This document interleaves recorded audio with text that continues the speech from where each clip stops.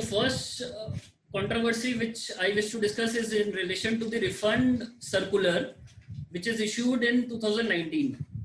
So there is a circular which is issued by CBIC, circular number 125, which is a master circular on GST refunds. Now that circular specifically mentions that a person can claim the refund of ITC basis GSTR 2A and the invoices. So if an invoice is not getting reflected in GSTR 2A, the person can upload the self-attested copies of the invoice while filing the refund application, and thereafter can take the refund of that amount on that invoice. Now that circular is superseded in terms of that part only by another to the items which are getting reflected only in GSTR 2A. So ideally it means that the refund of ITC is available being reflected in GSTR 2A. Now what happens is that you need to comply with the requirement of GST refund in order to get the refund. So you have to do that. Now coming to the second part, how is the validity of this circular being dealt before the provisions of the law and including rules? As we know that GSTR 2A as such is not a sacrosanct document basis which ITC can be decided to be available to a registered person or not. Now they've already issued a circular which says that the ITC would be available, the refund of ITC would be available only on the item which are reflected in GSTR 2A. First thing is that this is violative of Rule 36.4. I am not coming to part that Rule 36.4 is violative of so and so. I am on the point that let's take Rule 36.4 to be essence document. See, this circular says that the items which is reflected in GSTR 2A is allowed to be refunded. Now what happens to that 10% limit which is provided by Rule 36.4? That means this circular in itself is violating Rule 36.4 by not allowing refund at least of that 10% which is being allowed by Rule 36.4. So this circular is violative of Rule 36.4. Whether now the question comes, Rule 36.4 is already violative. We have already discussed in various presentations and various webinars which I have also attended in case of BVSS, wherein it is already discussed that Rule 36.4, which is providing a limit of 10%, is violative of various judicial precedents. One of can be Arise India, which was decided by Honorable Supreme Court, wherein it was specifically held that the doctrine of impossibility cannot be imposed in tax statutes. When you are asking someone to take the ITC basis an invoice, why are you asking someone that he should also be aware that the person has paid the taxes to the government? There is no reasonable classification between a bona fide purchaser and an unbona fide purchaser.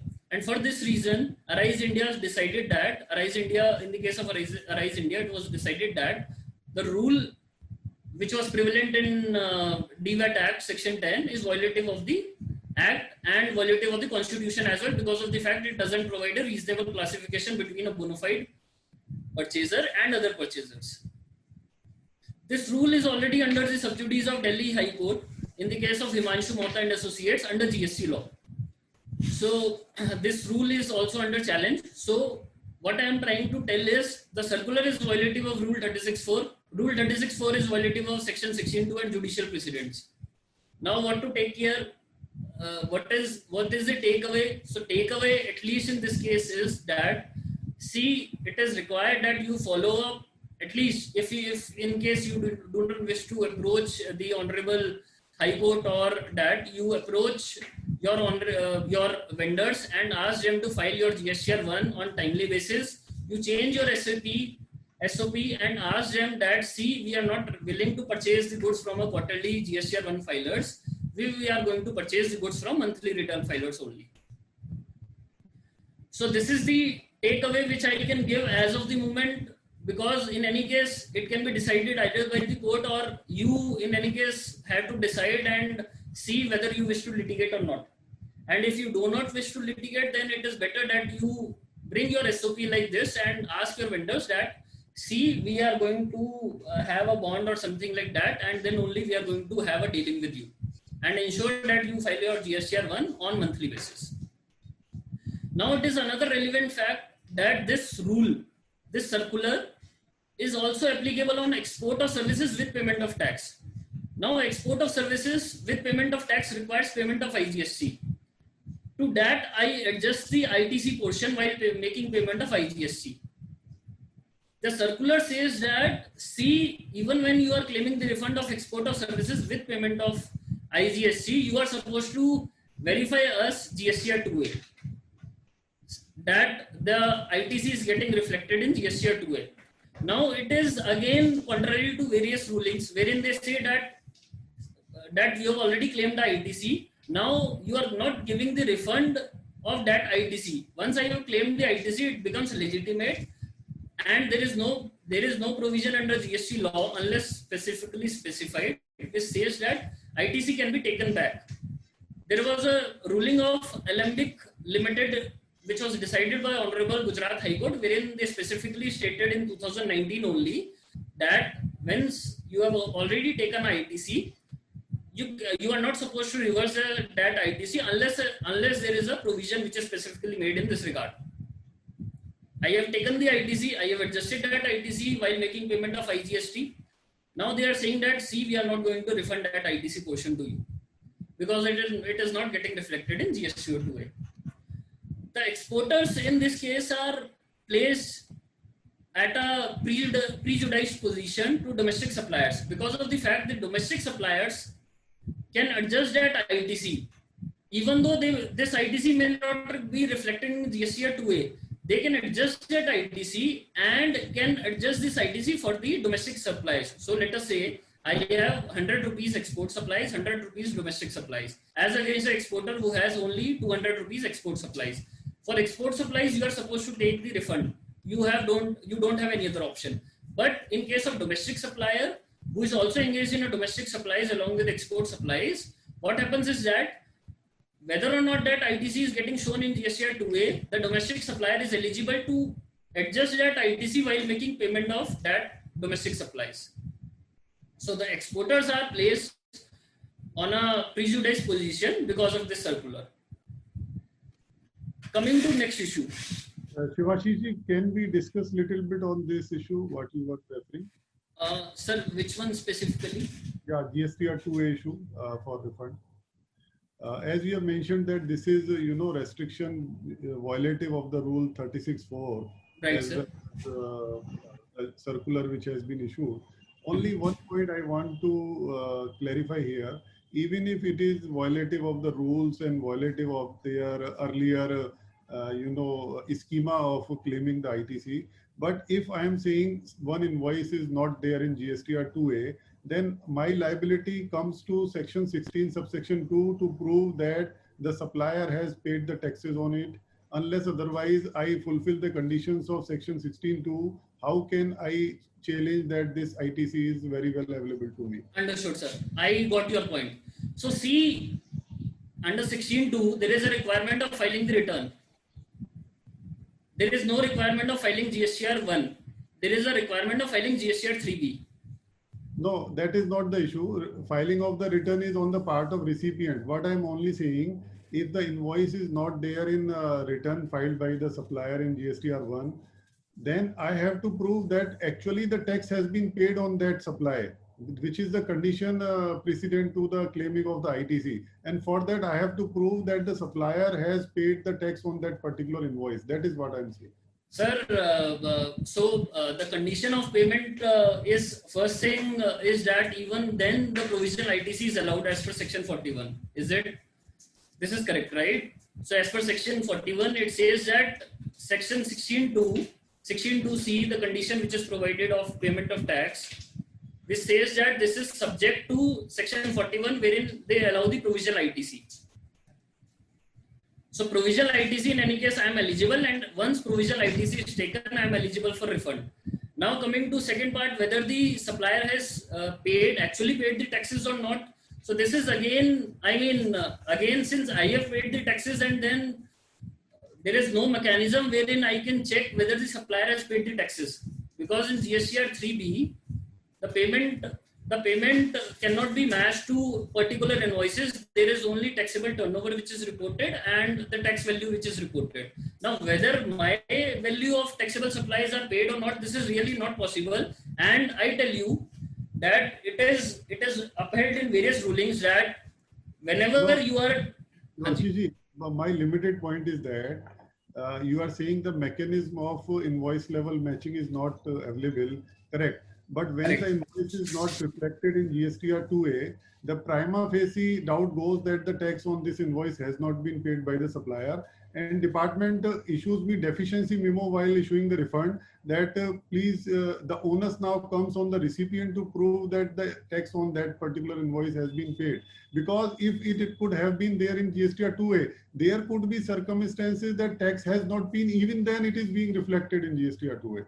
So that is, then if department is saying you prove that tax has been paid, even if it is reflecting in 2A, then it is a separate question at all. But when it is not reflecting in 2A, now onus comes to the claimant of the refund to prove that the tax on this particular invoice has been paid. And what is the wrong in this? That department is saying that invoice should be reflected before allowing the refund, because it is a matter of revenue. You are asking for the refund, and we are saying as a claimant that even if the invoice is not reflected, you allow us the refund because it is violative of your system of matching.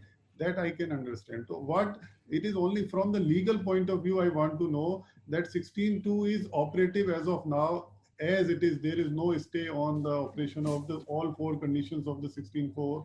And I being the claimant of the refund, I am claiming a refund on an invoice which is not being reflected in 2A. Then whether onus comes to me to prove that the tax on this particular invoice has been paid, unless that I will not be eligible to claim the ITC, and there is no question of refund per se. That is only limited question. Okay, sir, my views obviously, according to my limited understanding, my view is that, so first thing is that, so even when it is not reflecting in GSTR 2A, the recovery should ideally be against the supplier, because the government has all the machinery to ensure that the recovery is being done against the supplier. Now, doing a recovery and denying refund to me, that too when your press release in the month of September 2017 specifically stated that GSTR 2A is not a document of eligibility. It is only a thing which is provided to you for your sake of your filing your returns and all. There is no legal basis of that. So they also accepted that point in the press release which was issued in September 2017 when GST was implemented. Now again, it is again the doctrine of impossibility, because I say that, see, I have paid the taxes to the vendor.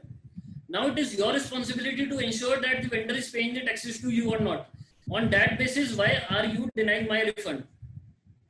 So this is again just and fair provision which cannot be decided conclusively. There is a rule of just and equitable provisions under the law. When a rule can be called just and equitable, when a rule cannot be called just and equitable. I say compare a recipient and a supplier. Who is at fault?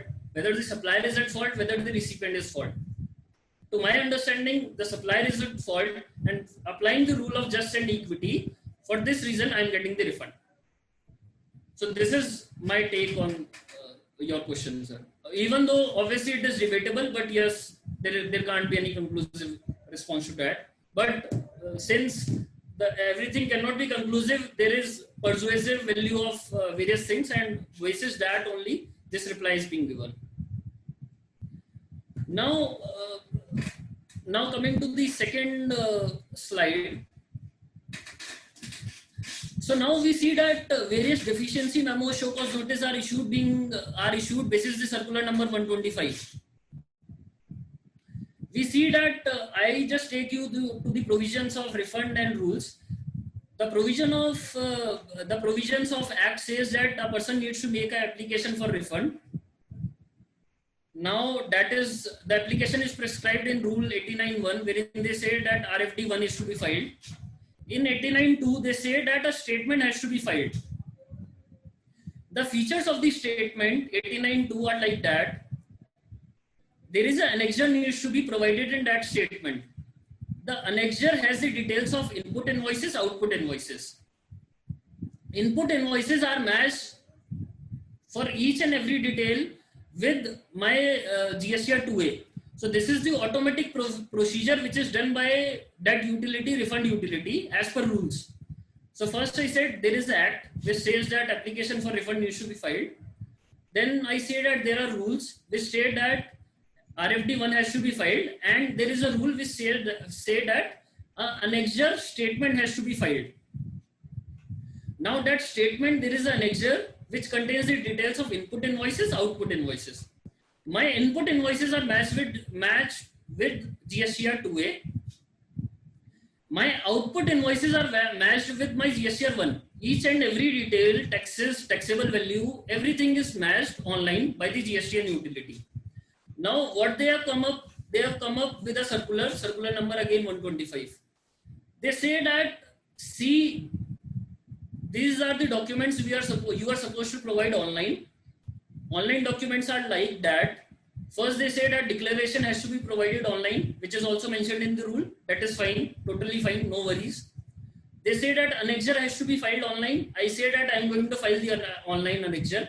While filing online annexure, GSTR 2A details are matched with my input details, and my output details are matched with GSTR 1, which is filed by me.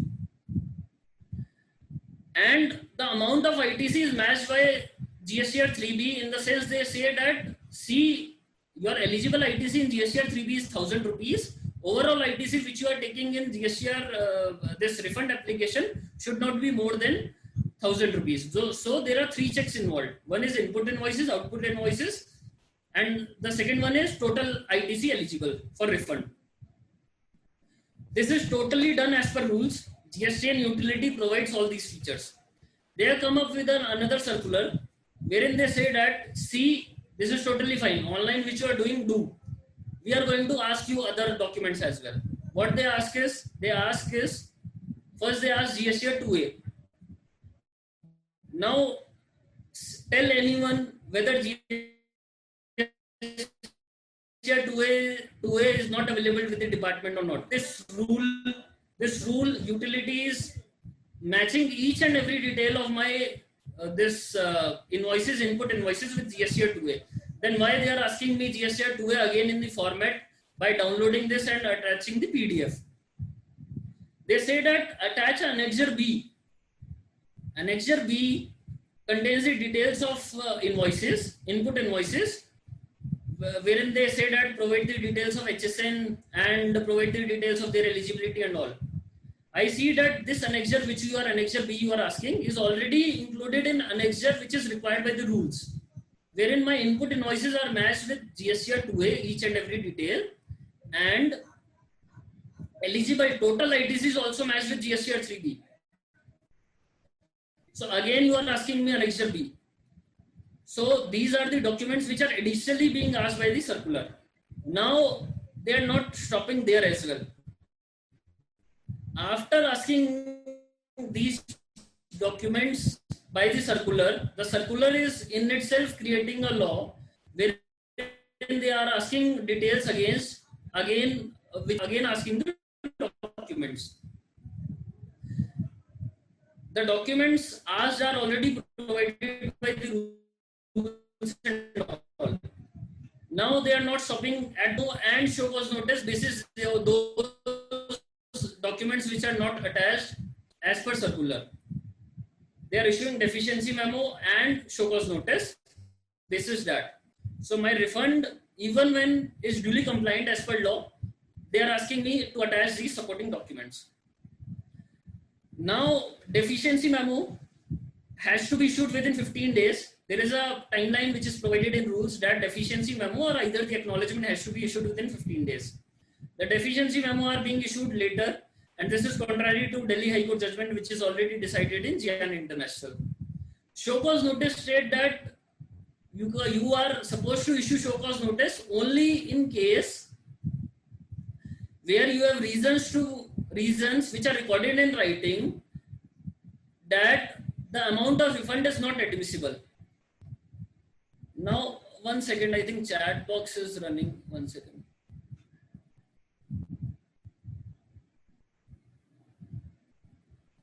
Yes.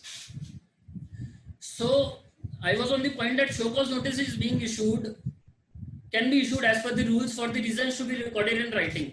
Can you say that these documents, non-attachment of supporting documents, are reasons to be recorded in writing for inadmissibility of refunds? I really doubt. I really doubt, because show cause notice, but there is no reason of inadmissibility. Once I have matched my details with GSTR 2A, I have taken eligible ITC, which is as per my GSTR 3B, where there is the doubt that there is ineligible ITC. Just because a circular says that additional documents which are already provided by the rules are not attached. Again, I mean, this is making a mockery of these refund provisions, wherein they simply want that refund need not be issued. And another point which is supposed to be added is, in the show cause notice, entire process, even in their circular, they say that entire process is going to be online. Even reply to the show cause notice can be furnished online. They are issuing show cause notice asking for physical appearance of the SSC. Now, what is the reason for asking physical appearance of the SSC is not known to anyone. I mean, at least not to me. So these, I mean, the way this refund is being handled by the department personnels is, I mean, contrary to rules and provisions. Again, this is a fit case wherein you are being asked to, come to department. You are asked to furnish the documents which are already there. This is a circular. You are issued deficiency memo. When your timeline is already getting expired, on limitation period is already sitting on your head, that you need to file a refund application, and they are issuing deficiency memo, and on a circular they are saying that, see that your limitation period for refund application has to be considered by the next application which you are going to file. Again, this is again a legal controversy, and my way forward again in relation to this is that, see, whatever is required to get the refund, you have to do that in order to service the client. However, where you see that there is a possibility of, contesting this before the Honorable Court, I recommend that to contest this before the Honorable Court, because this is not going to open your doors at least for one refund application. The same officer is going to process your refund application for several other periods as well. So for several other periods as well, at least when you have got the order for at least one period, the officer may also think that, see, again, they are going to challenge this before High Court, better to grant the refund rather than calling them to the department. So this is my take on this, and with this I move to next slide now.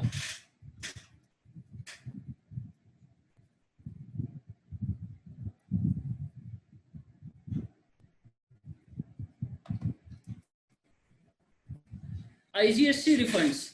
Now we have already spoken about, discussed in relation to ITC refunds. Now IGST refund is another area which is to this pandemic because of automatic grant of refunds and all. CBIC issued a circular. CBIC Customs actually issued a circular number 131, wherein they say that in case of risky exporters, they have the power to withhold the refund. Now that power to withhold the refund, that the rule itself, Rule 96, which is dealt with IGST refund, provides a complete code for grant of refund. There is no provision to withhold the refund except section 5411, wherein that right has to be exercised against a taxable person and not against the community at large. By issuing this circular, they have tried to withhold the rights of community at large, because that section says that before withholding the refund, it needs to be reasons should be on place against a taxable person, that is right in personam, that there is revenue, there is prejudicial, by granting this refund, there can be prejudice to the revenue. There can be disregard to the interest of the revenue. In that case, the refund can be withheld. However, by issuing this circular, they have again provided powers, various ulterior powers to the department, and they are, they can withhold the refund, and they are withholding the refund basis this circular 131. Now, taking this circular again sacrosanct, because we as a taxpayer want that our refund at least should get granted, whatever is the case. Now, the circular provides that the exporter should not be dealt with cruelty and all, and they should be the verification of IGST refund should be completed within 15 days. However, the n number of cases which I am handling is that no verification is getting completed within 15 days. Rather than doing a verification, they are doing an audit of the accounts of the SSC, asking each and every detail. The audit, which is already under challenge before the OCODE. Now they are doing, they are issuing a verification circular. The verification is not being done within the timeline. And even that verification is being conducted as an audit, and there is no result. End result is not known to anyone. Again, this is liable to be challenged before the Honorable Court. The next point which I wanted to add in relation to IGST refund was that refund which is stuck due to GSTR 1 mismatching. Because we see that there is a list of errors wherein they say that GSTR 1 details should match with the IGST shipping bill. The shipping bill should match with each and every details which is being captured in GSTR 1. Just going before that, shipping bill is deemed to be application for refund. Now there is no limitation period, at least in this case. Now I am completely in compliance with the limitation period. It is the portal requirement of the rules. We say that GSTR 1 should match with the shipping bill. Since my application has been filed within the timeline which is provided, therefore this GSTR 1 details and leading to my refund getting withheld for this reason, not due to the reason of that verification circular, my refund is getting withheld, IGST refund is getting withheld, GSTR 1 details misreporting. In that case, again, it is a fit case to approach the court. No relief is going to be provided by the subordinate authorities or the departmental officers. This case is similar to, the facts of this particular which I discussed is similar to already which is under challenge before Honorable High Court, wherein only one invoice number, by asking each departmental officer, even the SSC visited the customs port, that is Sanoli port, to get this refund process. Even then that refund was not processed, and at least the SSC at the end of the day had to approach this Honorable Court by saying that, see, I have already filed the shipping bill which is required to be filed for grant of refund application. I have already paid the taxes which is required to be paid. Now they are not granting my refund. They are saying that you are not supposed to amend the details of GSTR 1 because your invoice pertains to 17-18 and now you are sitting on 2019. It is another fact that when I go to section 39.1, which says that section 39.1 or section 39.9, which says that timeline for amending returns, correction or omission of error in returns, can be done till the September of next financial year, or it was extended for financial year 17-18 till March 2019. However, in that they say that transactions which are required to be matched as per section 42 and 43, there is a timeline. Now this export transaction is not supposed to be matched as per section 42 and 43. In that essence, as per law as well, there is no timeline prescribed for GSTR 1 amendment in case of export invoices. So what I am trying to say is that section 39 provides a timeline for amendment of invoices which are required to be matched as per section 42 and 43. My export invoice is not required to be matched as per section 42 and 43. For this reason, there is no timeline. And even when there is a timeline, since my refund, which provides a 2-year timeline, let us say my export shipment was of December 2017. Now 2 years expires in December 2019. For getting the refund, I have to do these tasks. They say that, see, we have GSTR 1 we are not caring about your IGST refund and all. We are going to see, since the March period has already expired, March 2019 period has already expired, you are not supposed to, correct the details. So not correcting the details, not entertaining the SSC, not even understanding the point that my refund is getting stuck because of that, even when it is contrary to the provisions of the law. So this provision, this amendment was challenged before Delhi High Court. The matter is again sub judice before the Delhi High Court. So way forward again is similar to the other earlier points. Either ensure that you comply with the provisions, whatever is required by the circular, whether it is contrary to the act or the rules, whether it is hard or not, you are supposed to comply and get your refund process. In this case, there was no compliance, even though compliance was there of the act, but not of the departmental officers. But then this matter came before the court. Now, another interesting IGST refund matter which I wanted to discuss is in relation to IGST refund along with advance authorization benefit. We have Rule 9610.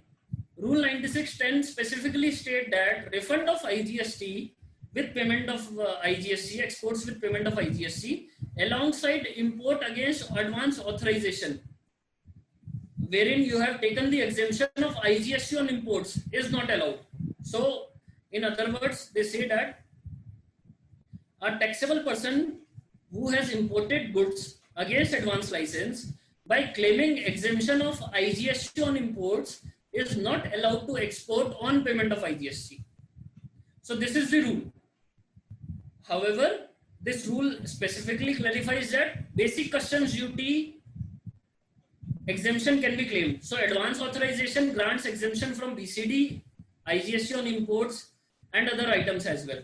Now this Rule 9610, what it prohibits is exemption of IGST and not BCD. So BCD exemption along with IGST refund exports can be done. IGST exemption on imports along with IGST on exports cannot be done. Now, again, this is again omnipresent across country that various investigation notices are issued on assessees by the departmental officers on the investigation by DRI or as the case may be. So DRI or DCGI has done the investigation and they have issued investigation notice through their jurisdictional offices to assessees, asking them to pay back IGST refund along with interest. Paying back IGST refund along with interest has various issues. Once you have paid the IGST refund along with interest, how you are going to take back that ITC? Now what happens is that I take the ITC. While making payment of IGST, what I do is I adjust that ITC while making payment of IGST. Once I have refunded that IGST amount, I have foregone that IGST amount with interest and returned that amount back to the government because I have prohibited this Rule 9610. How that ITC is going to be taken back is itself a mystery. It is a mystery because the rule provides that ITC which is not granted as refund can be recredited. However, these provisions are made where RFD1 application is filed. In this case, with payment of IGST, shipping bill is considered to be application for grant of refund. For this reason, it is a question how this ITC which is being adjusted while making payment of IGST is going to be taken is a question. So this is a question. Ideally, there should be a provision which allow at least when I am paying back IGST refund, the department should say that see you can take your ITC back and you can claim that refund of ITC provided this is within the timelines. So there is a missing provision which is there in the rules. If let's say basis various rulings, I take the ITC in my GSTR 3B on suo motu basis. Whether this is going to be acceptable to department or not is a question. My entire business is going to be wiped away. So let us say an exporter has an export at the rate of 12%. 12% along with interest from last 3 years is 20% hit. That too during this pandemic period is not going to be tolerated by any business. Business is going to be closed down because of this IGST refund, returning back this IGST refund with interest and not allowing that ITC refund. Just because I have already, since there is a timeline to claim the refunds, but there is no timeline to return the IGST refund. Now my timelines to claim the ITC refund, which I am going to take back basis GSTR 3B, that is also a doubtful case. So that timelines are going to be expired at least for a 17-18 period or 18-19 period. Now 18-19 also has expired more or less. I mean, this is going to be expired. So that ITC refund is going to be allowed. Now that ITC refund is also dependent on GSTR 2A verification. Earlier जब 2017-18 में अगर latest से मैं ये मुझे provision का पता होता तो एटलीस्ट मैं कम से कम वो GSTR 2A की मैचिंग से बच जाता. अब वो GSTR 2A से मैचिंग करेगा वो सारे ITC रिफंड की. That is the question. Now, when I am exporting with payment of IGST, whether I would have applied the LUT again is a question. So there are various questions which are involved in this IGST refund returning back. If this is returned back, there is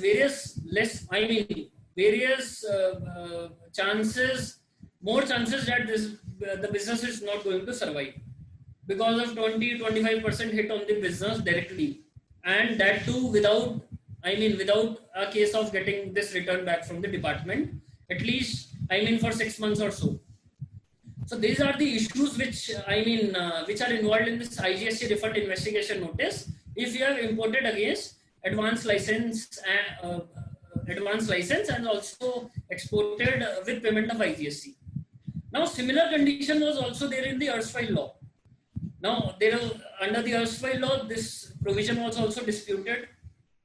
One of the dispute which is already prevailing in this rule is that Rule 9610 says that this rule prohibits any person.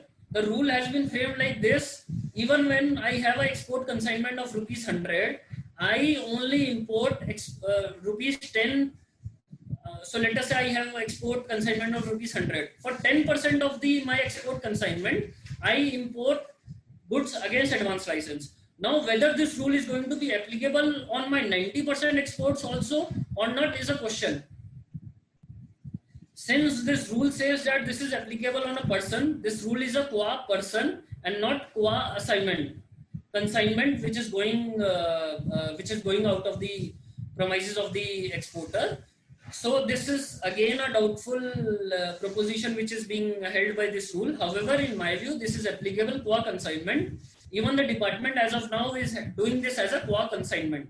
So assume a case, let us say you have 500 CR of export, only 50 CR of export is against advance license, that is 10%.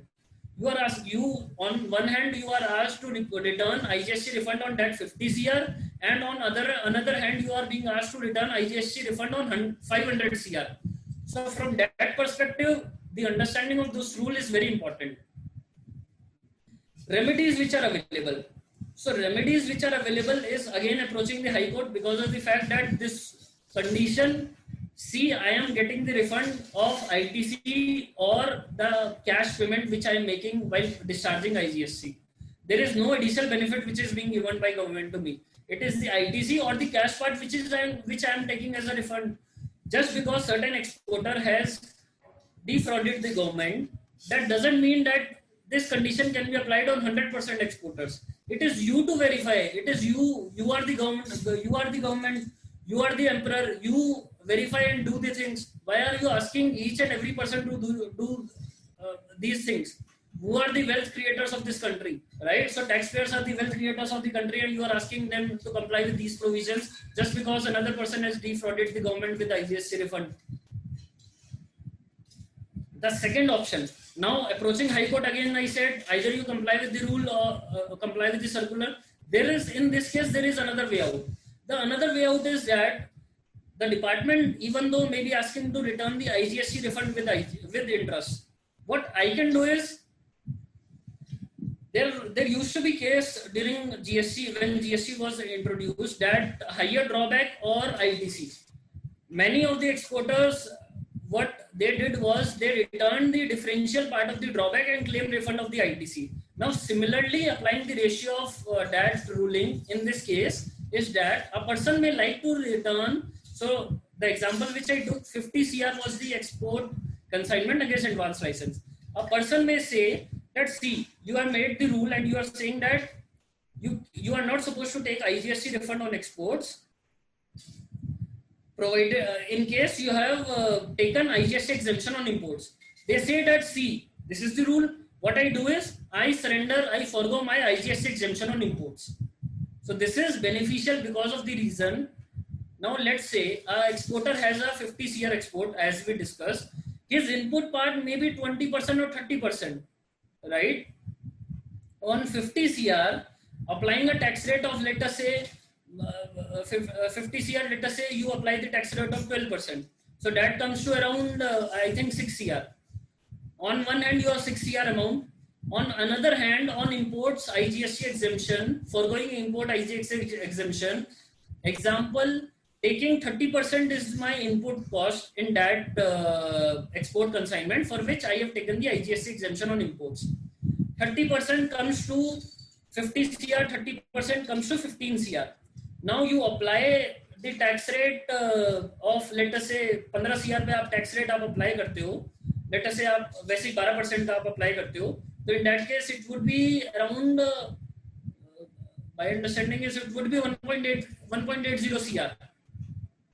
So now understand the difference between the two provisions. There is one provision which say that either return the IGST refund or either forgo the IGST exemption. However, the provision doesn't say like this. This is the understanding, and this is basis a huge saving can be done of a business organization by foregoing the IGST exemption on imports rather than returning the IGST refund along with interest. However, in this case, you are also supposed to pay this IGST exemption on imports. However, as I said, there is a saving of around 70% in this case. Now, let's say you are paying on one hand 10 CR refund amount along with the interest, and on another hand, you are paying 3 CR with interest. So this is a saving and out of the box solution which can be provided to a business.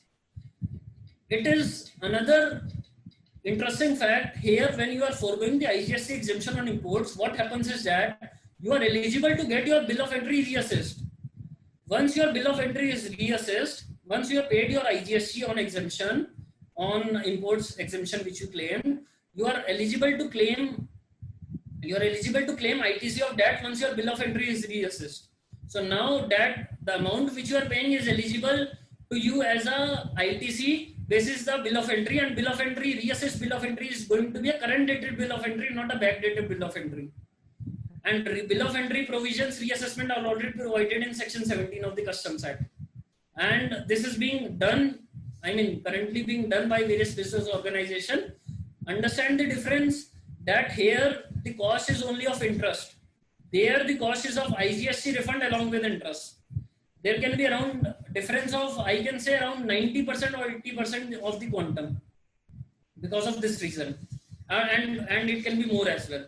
So this is the solution which can be given to business organization, that in order to comply with rule 9610, which prohibits either approach the honorable court, that see there is no unjust availment of refund. It is only a provision which is unjust, which is being framed by the government.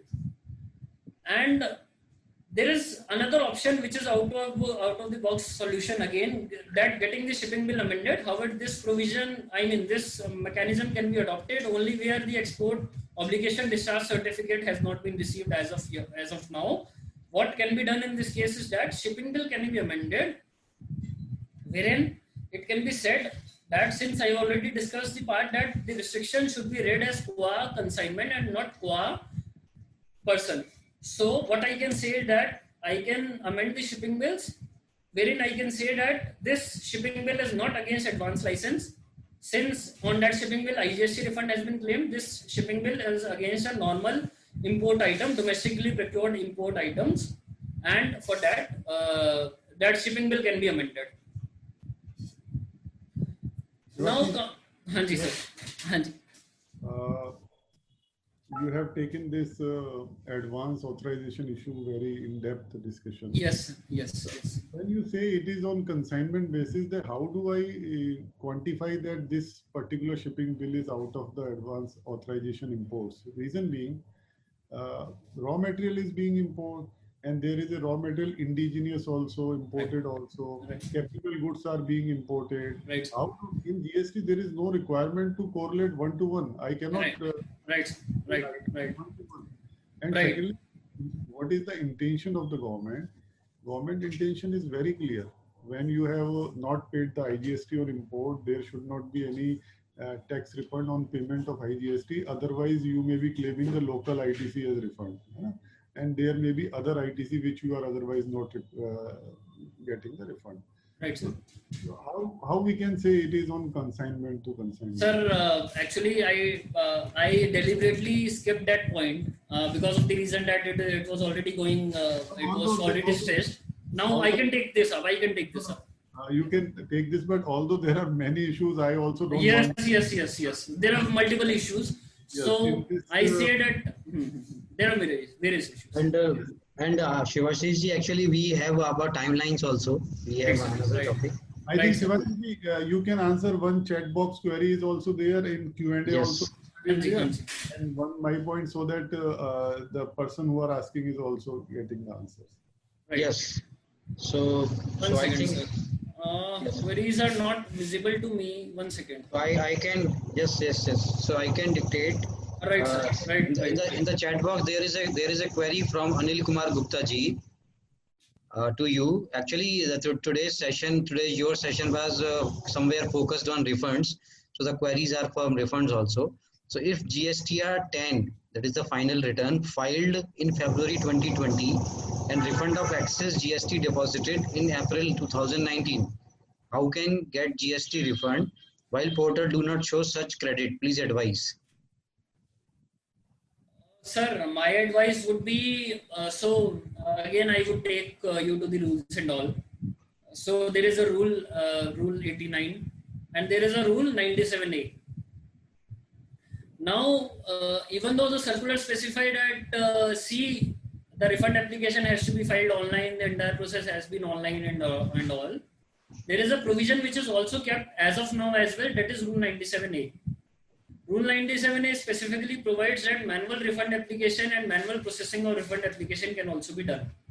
Now, a person can explore that provision. That provision can be explored and understand, coordinate with the department. See, this portal has been closed, my login has been closed, and now I am not being eligible to file the refund application because of these portal restrictions and all. Since refund being a substantive provisions, and there is a specifically provision which is created in section rule 97A, which specifically state that manual refund application and processing is allowed, and this rule 97A is not subject to the online refund application provision. So my understanding is that manual refund application can be tried, at least in this case. Okay, so hope it is answered. Yes. And the another question is from Rohit Kumar is, in his case, we have applied for refund in April 2020 for the financial year 2017-18. In September, our refund has been rejected. Now what should next to do? Sir, I dictate the facts again. My understanding is कि April 2000 कब ये refund file हुआ था? April 20 for 17-18.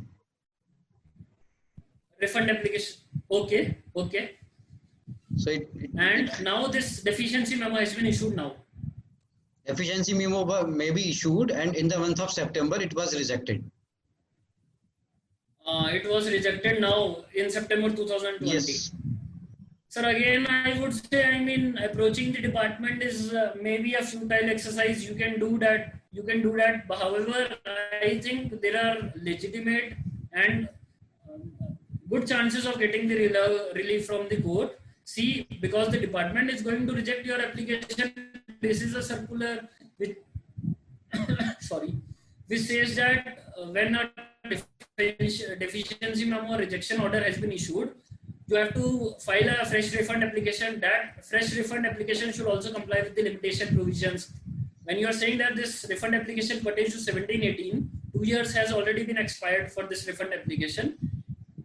You can try finding a refund by filing a refund application again. However, if you don't get the relief, and since the amount is involved is a good amount, this provision can be challenged, and this provision has wherein they say that deficiency memo, or you can wait for the judgment of at least this court. This is challenged before Delhi High Court in Delhi High Court only, wherein it has been alleged by the petitioner that my rejection order and my deficiency memo, which are being issued for a refund application which was within the limitation period, should now, for filing fresh refund application, my period should be counted from the date of original refund application. I mean, you should check the limitation period from original refund application. Next refund application has been filed because of your deficiency memo that is being issued after, or let us say a rejection order that is issued after 6 months. First, you haven't issued the deficiency memo rejection order within 15 days or 30 days, which is required by the rules. Now you are rejecting my refund application basis the circular which is saying that the limitation period has to be counted from a fresh refund application. So these ground has to be created, and you can decide to wait at least for the judgment of this case. I mean, I'm not remembering the case name, but you can wait for that till that matter is sub judice before the court. Okay. Right, sir. Okay. So now the last one is what Rohitji has asked about this advance authorization issue, and then with that answer you can conclude, please. Okay, sir. Okay. I thoroughly understand and go by the words of Rohit sir, wherein so there is no one-to-one linking. Now this is one of the argument which is being always taken in relation to these matters, is that my domestic procurement is 90%. Just because my 10% procurement is against a advance license on a particular export consignment, ideally this should happen. Let us say 100 रुपए की अगर मेरी export refund है कोई export consignment में, जिसपे indigenously procured मेरा 90% है, तो in that case तो वो जो IGST refund का जो disputed amount है वो और भी कम हो जाना चाहिए उस वजह से. I totally understand this point and go by the words of Rohit sir कि this is correct and this is also my understanding. However, we advise the client, since the client is already under the pressure of departmental officials and all, wherein we say that there are 3 cases. I mean, there can be 3 bifurcation. One is qua person, the second one is qua consignment, the third one is qua imports on a particular export consignment. So first, qua person can hamper entire business. Even the department accept that they are not asking for entire IGST refund back, but what they are asking is कि जहाँ पे भी आपका shipping bill में advance license लिखा हुआ है, even when the shipping bill में जो आपका input services, capital goods और जो indigenously procure हुआ है, और just to comply with your advance license export obligation आपने वहाँ पे लिखा है और 10% ही है, department is asking back that refund amount with interest. So having said this, yes, I agree with Rohit sir words, but yes, since we have to find a solution, middle way solution, and for this reason I say there should be a qua consignment. However, if a person is interested to litigate with good chances of relief, to my understanding, he can litigate and win the case.